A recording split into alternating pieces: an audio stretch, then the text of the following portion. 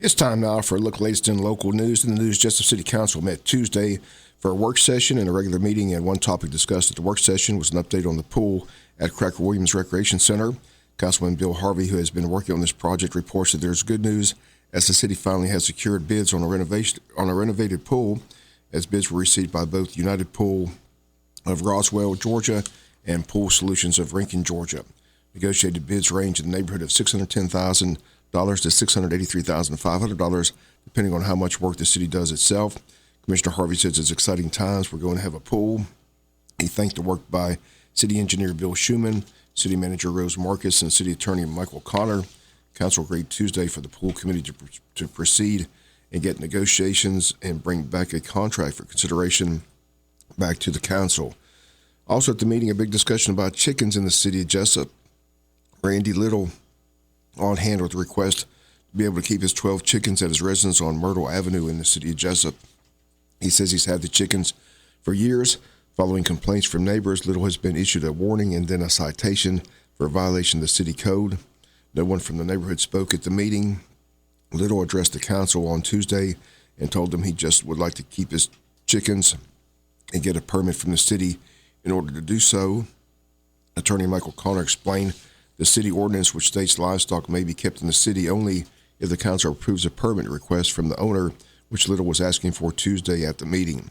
Commissioner Tim Cockfield motioned that the request be denied. That passed by a unanimous vote. Commissioner Ray House, who's been with the city council for many years, says he doesn't remember anyone on the city council ever issuing a permit for chickens or any other livestock in the city of Jesup. Once again, the motion to deny the request passed by a unanimous vote. We'll be back with more news after this word from our sponsor, other commercial messages, so please stay tuned. 3 weeks of early voting for the Wayne County Board of Education East Bloss begins Monday, February 27th, runs up until March the 17th, with election date set for Tuesday, March the 21st. Time of the early voting will be from 8 a.m. to 5 p.m., Monday through Friday. 2 Saturdays of early voting, Saturday, March the 4th and Saturday, March the 11th. The time on Saturday will be from 9 a.m. to 5 p.m.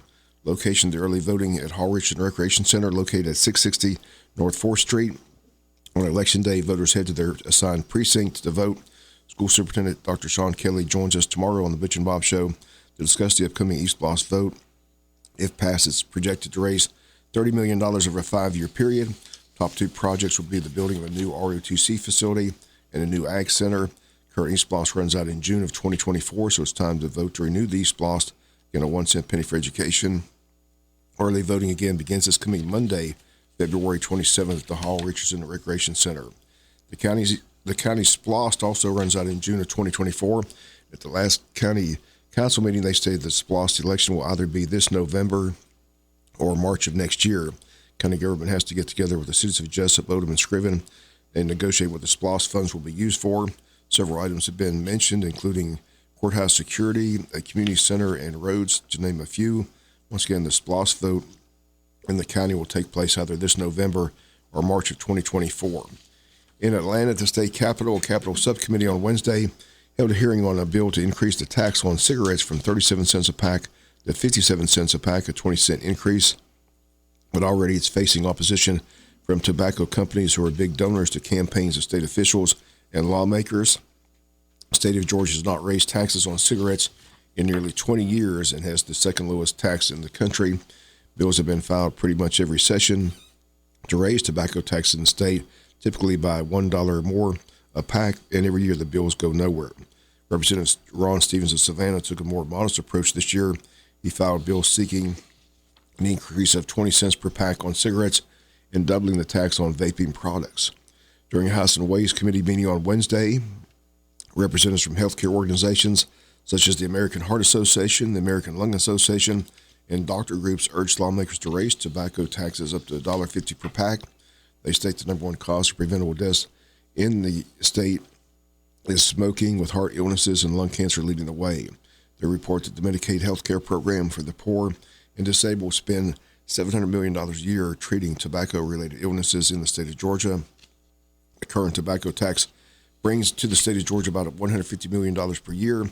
The proposed 20-cent increase per pack would raise an additional $90 million a year that would be dedicated to health care programs.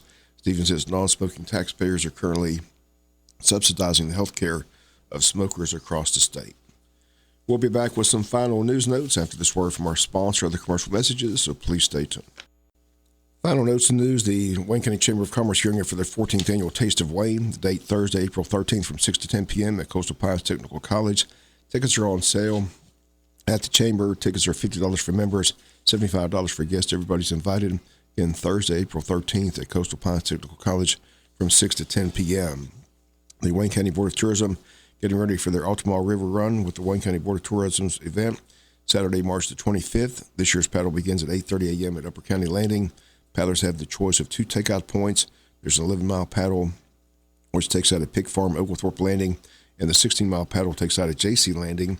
Those taking out at JC Landing can also enjoy the Dogwood Festival going on at JC Fairgrounds. Registration is $10 per paddler. Children 10 and under paddle for free with a registered adult. Altamar River Expeditions has canoe and kayak rentals for $45 each.